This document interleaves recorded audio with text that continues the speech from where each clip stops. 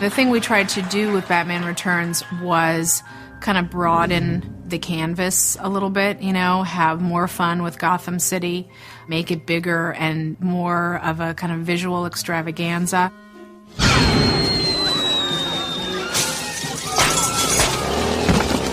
We have basically the same parameters in that it's a caricature of a city, but we're approaching it a little more loosely and a little more fun and American.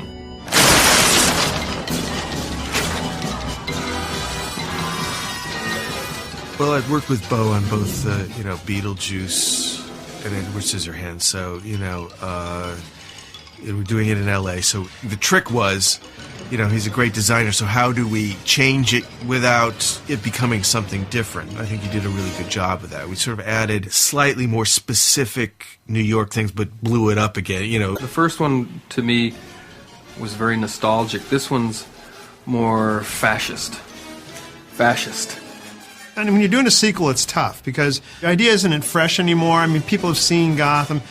We wanted to get our own style, and so we kind of came up with the concept that this was kind of an international, even though it was American City, it was like an international style. It's kind of a generic fascist neoclassic architecture. Big, huge sculptures, almost kind of Russian, in the size of the sculpture and stuff like that. It kind of gave it a real interesting sense for Gotham. Gotham means big anyway, so everything we did was sort of big. So everything, even the suit, we took out the muscular thing and made it more sculptural, sort of fit the set more a little bit.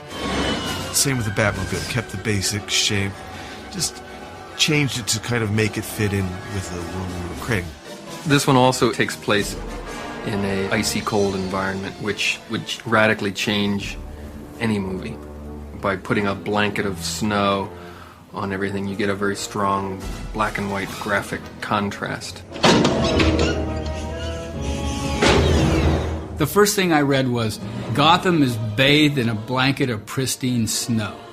Well, to the normal Joe, boy, what a great concept that is. But for someone like me who's got to figure out how to put that on film, it's a nightmare. Especially when I know we're going to shoot it in the summer. So they're all right off the top, you got a problem. And then it goes from there. Okay, so we'll put some of it on the soundstage, and we'll get foam and stuff, and it goes from there. Okay, folks, places.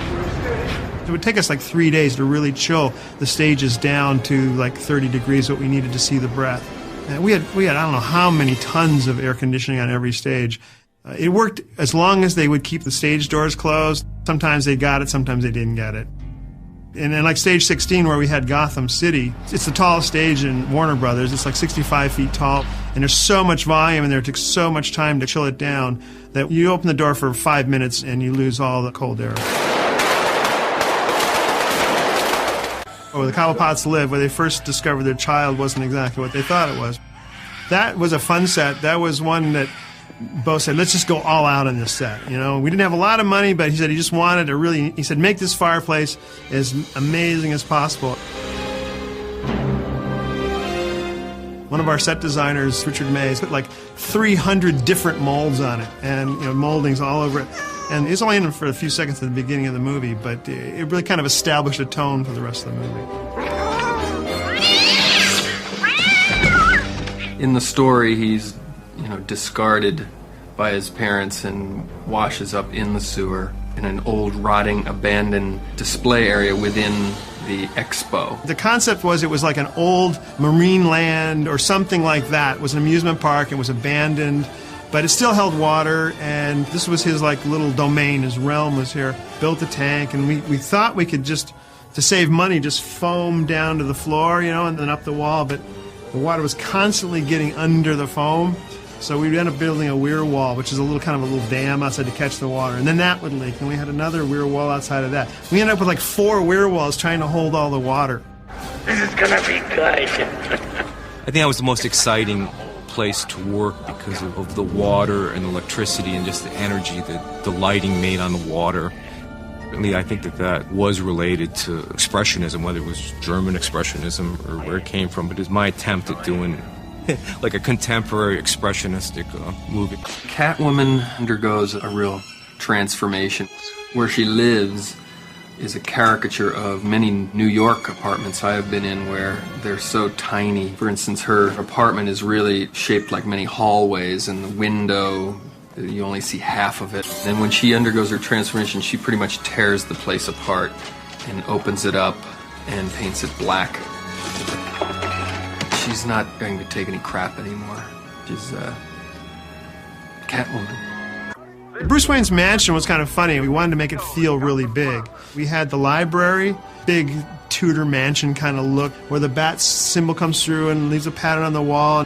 The best part of that set was right next to it was the big fireplace, where we had the huge firebox, and the couch we had to make. It was really great because it was kind of this undulating couch and this huge firebox. You could have parked a car inside the firebox. And he opens up the Iron Maiden, and that's how he gets down into the Bat Cave. The Iron Maiden was Tim's call. He really liked the Iron Maiden. He liked that idea of getting in there, closing the doors, and down to the Bat Cave. The concept was, okay, he's in a cave, whatever, but everything's black for Batman. I mean, that's his color. So I kind of like, let's do everything like anthracite coal, like it was cut into a seam of coal. It's been hollowed out, and you see his bat control panel with all the instruments and stuff. And where the one precipice was, it was supposed to look like it's on like a butte or something, where it's just this like thing where the car is and everything, and the sides go way down infinitely. You don't really know. We put like those vapor-tight little cage lights so you know where the edge of this platform was. Kind of had a cool airport kind of feel to it. Campaign headquarters, that was a 2-level set. We wanted like to have like where the regular people came in, we wanted it to feel like very monochromatic, kind of like this is politics, you know, the run-of-the-mill, you know, this guy's running for mayor. Kind of did like a generic political set there, but the upstairs, up the winding staircase, it changes. That was his kind of upstairs headquarters where he kind of ran everything. He had his little kind of throne chair and everything up there, kind of down and dark and creepy, and that was his work. We just made a huge undulating rooftop set. It was the extent of 2 stages. Even the scene where he first meets her on the rooftop, you just see all these rooftops going in the background. And we had a painted backing that we'd just drag around, and it would just go on forever. And it was all done in camera. It was no visual effects there. And then we had this big conference room at the very top with this great surround, again, of buildings and backings. We had these special chairs made in this gorgeous round table. That was quite a set. The Shrek store was probably the second biggest set in the movie. Of course, had to tie into the exterior that was on stage 16, which was the exterior of the Shrek store. I think we went a little darker in the second one, which maybe some people were surprised by, but, you know, looking back, I think it makes it a great movie in many ways. It's hard for me to describe these things with words. You know, you sit down and you draw pictures, you build models, and something feels right, and you do it. And, you know, in my working with Tim, you sort of mutter a few things, but basically it's a visual medium, and you create the image until it's right. That was a very hard movie to do. I thought we pulled it off, and I thought it looked great. It was that kind of a show. It was like a big bucking bull, you know, and you're just trying to ride it until your 8 seconds is up and you get off.